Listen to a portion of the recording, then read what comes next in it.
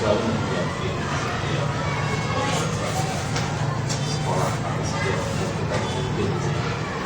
Tentunya saya mau memilah dulu yang mana sekian kita karena itu kan informasi yang saya dapatkan dari suatu masalah, dan masalah itu tentunya informasi itu tentunya sudah pihak kita bisa tahu bahwa ini masuk di mana. Pak, selama ini bagaimana Bapak menjalankan atau mengambil keputusan di sekolah, terutama untuk kasus-kasus di mana ada dua kepentingan yang sama-sama benar atau sama-sama menginginkan nilai kebaikan? Tentunya pertama saya mau mencari informasi dari kedua pihak, tidak satu pihak saja, dua pihak yang saya mencari informasi seperti apa. Terus saya mungkin mana kemungkinan apa yang saya keputusan ini untuk kedepannya sudah akibatnya seperti itu. Langkah-langkah atau prosedur seperti apa yang biasa Bapak lakukan untuk mengambil keputusan ini? Tadi kita kalau biasanya kita mengambil salah satu menerapkan ini dari evaluasinya evaluasi dan tapi tetap ketika itu memang nantinya ada suatu permasalahan di mana salah satu pihak tak mau memberikan informasi, tidak saya harus memberikan keleluasaan.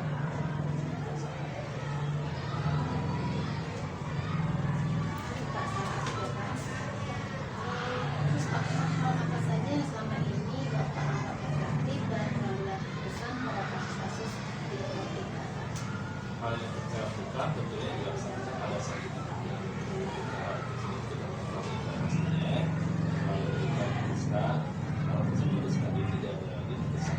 kecuali kalau misalkan nanti sudah diputuskan efeknya akan seperti itu, itu tentunya kita ada evaluasi dari hasil ini nanti seperti apa. Hal apa saja Pak yang selama ini merupakan pertama dalam pengambilan sebuah keputusan pada kasus-kasus di luar kita? Pada saya adalah ketika dari dua sudut pandang ini hanya salah satu sudut pandang yang memberikan informasi, yang satu tidak mau, itulah yang menjadi kendala. Tapi tetap kendala itu kita memberikan pelonggaran dulu. Mungkin di saat itu beliaunya lagi masalah, sakit hati, itu yang kita kasih pelonggaran. Ya, atau misalnya pengeluaran itu ketika bisa, mungkin kita tekan media yang lain, mungkin seseorang sahabatnya bisa memberikan penerangan ke dianya, bisa seperti itu.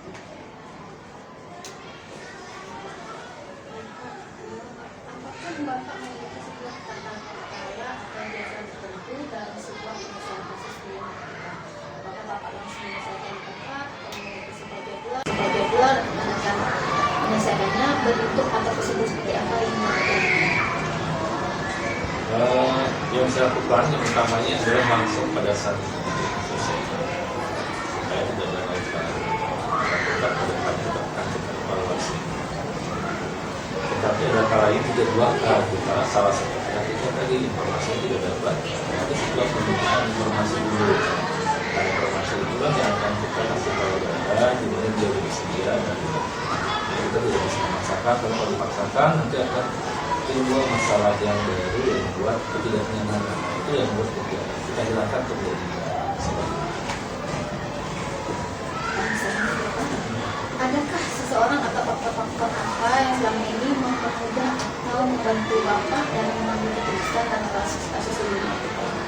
Ya, tentunya akhir apapun yang diputuskan, saya untuk musyawarah dengan guru-guru, ada yang lalu keluarga, saya panggil, seperti apa. Kita bukan menjadikan suatu pendapat, menjadikan keputusan, bukan, tapi itu pandangan-pandangan. Dimana pandangan-pandangan itu tentunya akan menjadi sebuah pemikiran untuk pengambilan keputusan. Tapi tetap ketika menyampaikan pendapat, saya meminta dengan kira-kira dari versi yang sama. Ini pertanyaan dari Pak Desa. Dari semua hal yang telah Bapak sampaikan, pembelajaran apa yang dapat Bapak petik dari pengalaman Bapak dalam mengambil keputusan di dalam etika ini? Yang pertama saya harus lebih sabar lagi, sabar dalam mengambil keputusan, tidak tergesa-gesa, kita manfaatkan waktunya, hanya karena ada hari ini bisa kita laksanakan, untuk hari keputusan kita laksanakan.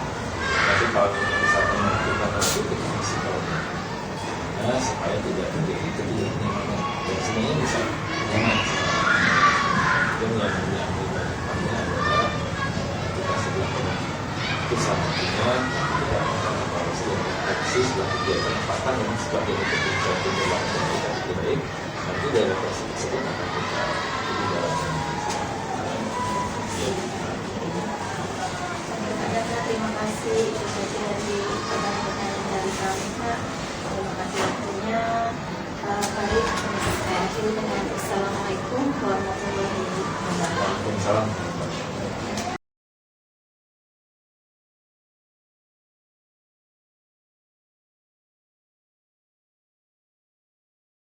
Bismillahirrahmanirrahim. Assalamualaikum Pak Yas. Waalaikumsalam warahmatullahi wabarakatuh. Apa kabar Pak hari ini? Alhamdulillah, Nani sehat. Nani sehat. Sehat Pak Yas Riza. Maaf Pak, Nani mau nanya waktu Bapak hari ini. Hari ini Nani mau wawancara Bapak tentang mengenai dilema etika atau bujukan moral. Bapak langsung aja Pak dengan wawancaranya. Apa pertanyaan Nani pertama, selama ini bagaimana Bapak dapat mengidentifikasikan kasus-kasus yang merupakan dilema etika atau bujukan moral? Dalam mengidentifikasi dilema etika dan bujukan moral, biasa Bapak melihat berdasarkan fakta-fakta atau perilaku yang terjadi di sekolah, baik itu untuk siswa maupun guru. Baik Pak, lanjut pertanyaan kedua. Selama ini bagaimana Bapak menjalankan pengambilan keputusan di sekolah Bapak, terutama untuk kasus-kasus di mana ada dua kepentingan yang sama-sama benar atau yang sama-sama mengandung nilai kebajikan? Biasanya Bapak dalam mengidentifikasi dilema etika dan bujukan moral, biasa Bapak melihat berdasarkan fakta-fakta atau perilaku yang terjadi di sekolah, baik itu untuk siswa maupun guru. Baik Pak, lanjut pertanyaan kedua. Selama ini bagaimana Bapak menjalankan pengambilan keputusan di sekolah Bapak, terutama untuk kasus-kasus di mana ada dua kepentingan yang sama-sama benar atau yang sama-sama mengandung nilai kebajikan? Biasanya Bapak Bapak langsung aja Pak dengan wawancaranya. Apa pertanyaan yang pertama, selama ini bagaimana Bapak dapat mengidentifikasikan kasus-kasus yang merupakan dilema etika atau bujukan moral? Dalam mengidentifikasi dilema etika dan bujukan moral, biasa Bapak melihat berdasarkan fakta-fakta atau perilaku yang terjadi di sekolah, baik itu untuk siswa maupun guru. Baik Pak, lanjut pertanyaan kedua. Selama ini bagaimana Bapak menjalankan pengambilan keputusan di sekolah Bapak, terutama untuk kasus-kasus di mana ada dua kepentingan yang sama-sama benar atau yang sama-sama mengandung nilai kebajikan?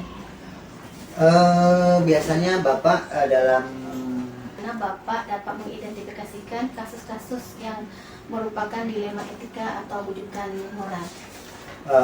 Dalam mengidentifikasi dilema etika dan bujukan moral, biasa Bapak melihat berdasarkan fakta-fakta atau perilaku yang terjadi di sekolah, baik itu untuk siswa maupun guru. Baik Pak, lanjut pertanyaan kedua. Selama ini bagaimana Bapak menjalankan pengambilan keputusan di sekolah Bapak, terutama untuk kasus-kasus di mana ada dua kepentingan yang sama-sama benar atau yang sama-sama mengandung nilai kebajikan? Biasanya Bapak